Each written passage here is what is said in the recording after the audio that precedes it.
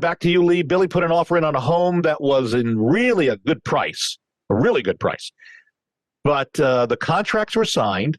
Everything was sent back. But the agent now for the seller, who also happened to be the agent representing the buyer, says that the seller doesn't want to sell anymore. He said the sellers decided not to sell. So one theory is the seller realized the money got too little. There's another theory is that maybe another buyer came into the play, and now the seller wants to eliminate the first buyer, which is Billy. So he's wondering, can the seller actually do that? Can he eliminate the contract? Your thoughts, Lee? No, not without a release. Once that buyer and seller have a binding contract, then that buyer has a right to purchase that contract on those terms.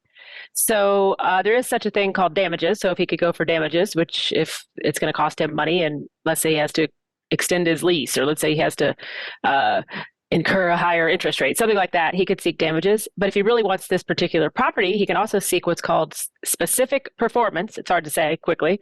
And that means that he could go to a legal process, either mediation, arbitration, a lawsuit, depending on his contractual agreement, and seek for an order saying that this seller has to sell this property to him. That is a legal remedy in Kentucky, and it can happen. So just depending on how unique this property is and how much he wants to pursue it, yes, he should either have damages or he could get performance. So for anybody who's listening, out-of-pocket costs to take this further would be what?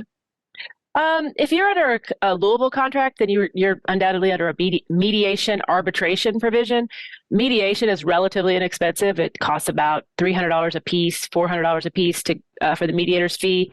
If you want to have an attorney, obviously your attorney would probably charge you hourly to go to mediation.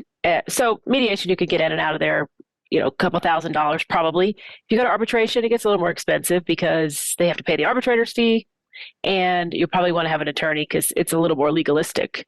If you're actually just going for, say, small claims, which is $2,500 or less, or if you're going to court because your contract allows for that, then small claims would be a couple $100s and a couple hours out of your time.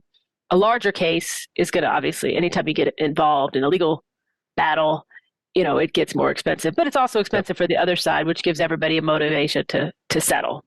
So, and I know you're not licensed in Southern Indiana, but would you say in general the same applies for Southern Indiana yes. contracts as well? Yes. Yep. All right, good.